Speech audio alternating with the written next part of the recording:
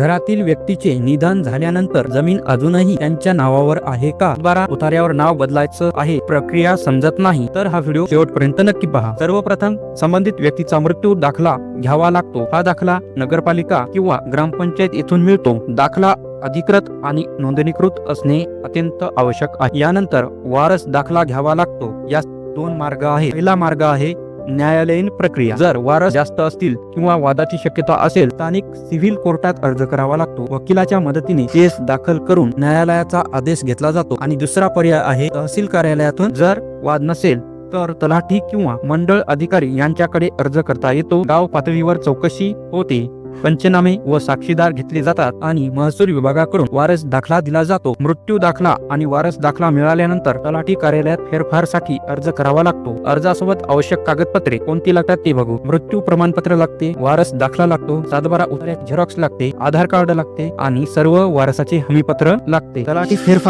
फेरफार नोंद घेतो आणि तुम्हाला एक फेरफार क्रमांक दिला जातो. ही नोंद पुढे सातबारा वर दिसू लागते. फेरफार मंजूर झाल्यानंतर सातबारा उतार्यावर तुमचं नाव नोंदवले जाते. हे तुम्ही घर बसल्या महाभूलेख.महाराष्ट्र.गव्हर्नमेंट.इन या वेबसाईट वर जाऊन पाहू शकता. संपूर्ण वारसाची नावे देणे अत्यावश्यक आहे. एखाद्या वारसाला बाजूला ठेवले तर त्या फेरफारवर अपेक्षा घेतला जातो.